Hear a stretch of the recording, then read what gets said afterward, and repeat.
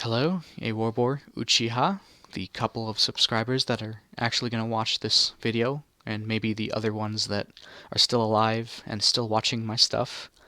Thank you for clicking this video and watching it, by the way. I haven't put something up in 3 years, but we're not here to talk about my 3-year long hiatus. We're here to talk about a video that Awarbore put up called Moving Forward, Looking Back, and a series that he wants to call Days of Our Future Past, like Days of Your Lives, or Days of Our Lives. I remember watching one of those episodes a long time ago. It was not for me.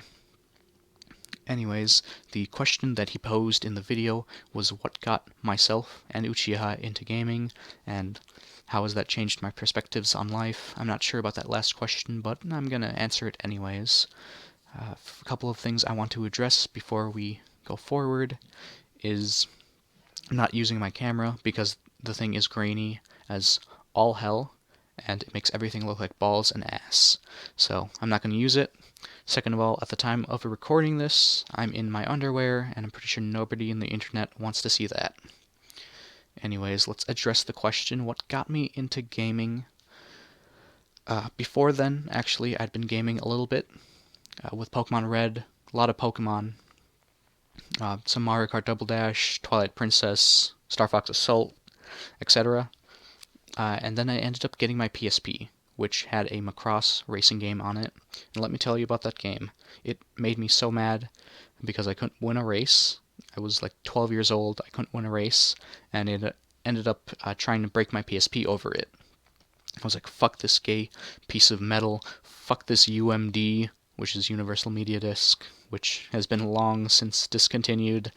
I was just angry, tried to break it, but the best my spindly baby 12-year-old arms could do is just put some scratches on the PSP, and to this day it's still working even though it's really banged up. I'm never selling that thing because it is just a piece of titanium gold. That thing has lasted me longer than some of my other electronics. So it's staying for good. But before then, I was a casual gamer. I wouldn't necessarily call myself a fan of games. I wasn't as interested in them as I was now. Like watching TV shows, if you watch a couple of them just to fill the vacuum of boredom in your life, you can't necessarily call yourself a connoisseur of TV. You have to display a certain type of interest in it, a certain active interest into pursuing different TV shows and games, regardless of how old they are or how new they are, etc., or how available they are to you at the moment, which was pretty much me. Before then, I just played the games to fill the vacuum of boredom in my life, which was usually after school and on the weekends, until Final Fantasy VII came around. Final Fantasy VII Crisis Core, to be exact, not the original for the PS1, Crisis Core. I plopped that thing into my PSP, and let me tell you, at the end of that game, I cried like a little bitch. Like the teenage girl that just got dumped by the most popular guy at school. If you've ever seen a teenage drama like that, you know exactly how that went down. And I was that little girl for a good 30 minutes. Just sobbing fitfully into my pillow, staring up at the ceiling, wondering why. Which, coincidentally, was also the ending song of that game. Why? And I think that question kind of sparked another interest in me, interest into figuring out why exactly things had to end up the way they did. I just kept asking myself that kind of question over and over again. Why did Zack have to die? And it sparked something inside of my heart of hearts that I like to call my gamer's intuition. And ever since then, that little spark has pursued me to play not Final Fantasy, but Persona 3, Portable, The Witch's House, Corpse Party, and Undertale. I've followed that little spark inside of me, and I've never been disappointed by a single game that it's led me to. So I like to thank Final Fantasy for, I guess, getting me into gaming, because I actively try to pursue games that have this bittersweet type of ending, just so I can ask myself, why? Why did things have to end up the way they did? Sure, everything else was alright. The main character that you invested so much time into, and to help him through his journey, or her through her journey, they end up sacrificing themselves, or doing something that makes it so that they can't enjoy the fruits of their labor. It's essentially like the tragic hero. As Camus would call it, the tragic hero, he sacrifices something in order to do a greater good for everybody else. And I just wondered why that tragic hero couldn't possibly have his own happy ending as well, and why they have to, do the tragic stuff. Why couldn't everything just be hunky-dory at the end? So I try to pursue games that have a sort of bittersweet ending to them, and maybe there's just a part of me that just wants to change the fates of those characters. Anyways, we're not here to talk about that. That's maybe a video for another time, but all you need to know is that Final Fantasy VII Crisis Core got me into gaming, and how it's changed me currently as a gamer, well, how games have changed me, was those bittersweet games. I would try to figure out why those characters do what they do, because, it's a veritable thing to be a hero, right? It's a good thing to be a hero, so I try to apply the things that they do, the kind of characters that they are in those games, and see how I could become a better person myself.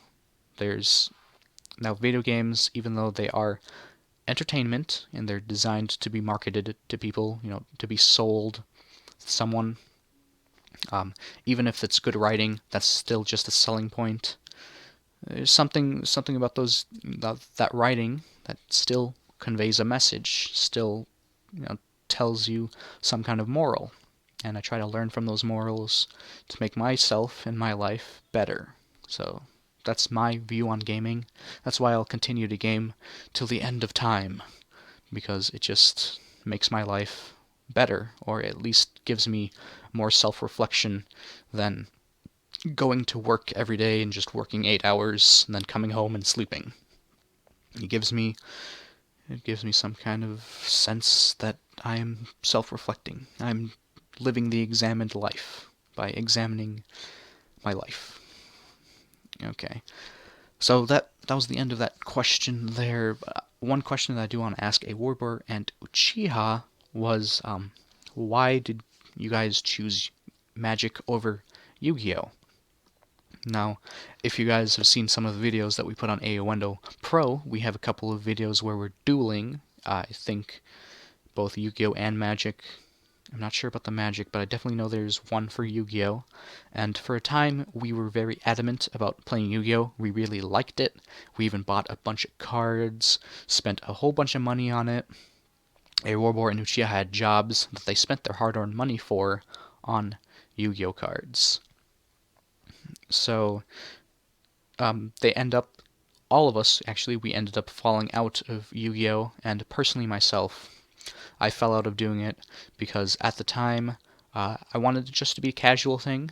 I didn't want to go around buying a whole bunch of cards. I just wanted to make a deck with the cards that I had at the moment, best cards that I had. I just built something and I just wanted to play for fun. But everybody else, they were putting a lot of money into it, and they were trying to be extremely competitive, and my best deck just wouldn't hold up. I didn't want to spend the extra money to go and get more cards for it, because I just thought, whatever, if I can't win with the deck that I have made from all the cards that I've gathered throughout the years, then I guess it's just not worth it. So I just ended up falling out of it because of the environment that everybody else was in. Awarbore and Uchiha, I don't know why they fell out of it, but I just didn't want to play it anymore. So then, actually, a couple of years before I fell out of doing it, I saw Awarbore and one of our friends, let's call him Buggles. I saw Awarbore and Buggles playing the game Magic, and I thought, whoa, that was really cool. I want to learn how to play this game. It looks really interesting. and both of them just ignored me for the rest of the night and just continued playing their game. So I I guess I dropped it after that, but a couple of days, maybe not days, but maybe a couple of weeks after I fell out of Yu-Gi-Oh, hanging out at Awarbore's place with Uchiha, and I see some of his cards, ask him, hey, I saw you and Buggles playing this game at a party. How do you guys play this game? I want to know. So I told him the story of how he and Buggles ignored me. You know, he like apologized, said, I'm sorry, man, I'll teach you how to play the game. And I picked up his core deck, and he picked up his vampire deck, and we were just going at it. He was teaching me how to play the game, and ever since then, I have loved Magic. I have so many cards, I don't know what to do with them. And I think part of the reason why I chose it over Yu-Gi-Oh was because the cards are a lot more broad. There isn't so much metagame behind all of it in order to win. In Yu-Gi-Oh, if you pick the right meta to go against your opponent, what that means basically is you're playing certain archetypes like Madolche, Blue Eyes White Dragon, Dark Magician, etc. If you don't know what those are, just know that it's basically just a type of deck. If you're playing that type of deck against another type of deck, one of those decks is going to win because more often than not, they rely on a gimmick, and that gimmick the other deck doesn't have a response to. So Madolche, for instance, puts things in the graveyard back into your deck, therefore giving you dead draws. It doesn't give you a graveyard, it just gives you dead draws, and you can't do anything about it. If you're playing Infernity, or if you're playing Dark Magician, you're just going to get dead draws. You can't respond to it like you can in Magic. Every single color in Magic has a response to the other colors. Green, for instance, has hexproof, which stops other colors from targeting it with cards. It's essentially their counter. Blue has counter, which stops any other cards from doing anything because it doesn't matter what color it is, it just stops it. Black has a discard, which puts cards into graveyards before they can even get played. White has exile. Every single white card that I've seen that does removal does exile. I'm not sure what their counter is, but red has direct damage. Not sure what else red has as well, but has direct damage. It also has haste. Every single color has a response to the other colors, so whatever color you're playing, you can be safe that if your opponent's playing a different color, or even the same color, they don't have an extra advantage over you. Sure, there is a lot of money that goes into Magic, but all in all, if you're two players of the same skill level with the same amount of budget in your deck, it's going to be a pretty fair fight. Versus Yu-Gi-Oh, if you're two players of the same skill level and you've put same amount of budget into your decks, it's still down to the metagame and how you play it. Sure, there's some level of player skill involved as well. You still have to time everything right, and any misplays could potentially mean a loss. But at the end of, not at the end, but in the beginning, depending on which meta you're playing, gives you a huge advantage or a huge disadvantage against your opponent. Did I say disadvantage? Disadvantage. I mean. So that's the reason why I fell out of playing Yu-Gi-Oh! So I would be interested in knowing why Awarbore and Uchiha fell out of it. Anyways, guys, thanks for watching. I know it's been a long time since I've made something, but hopefully all of that will change February when I move out of this place into an apartment with Awarbore and his girlfriend. And we'll probably even do some more duel videos on the Awendo Pro channel. We're actually looking to get a new microphone, so we'll put our heads together, actually our budget together, get a new microphone, and then we'll make some videos for you guys. And hopefully that entire year up to February 2017 will just be filled with fun and happy and joy. Anyways, guys, thank you again for watching, and have a grand rest of your day. When I say have a great rest of your day, I don't really mean it, because my job, I basically do this for a living. I talk into a microphone to other people, and I tell them to have a great rest of their day. So maybe something better, like have a fantabulous rest of your 24 hours. That works.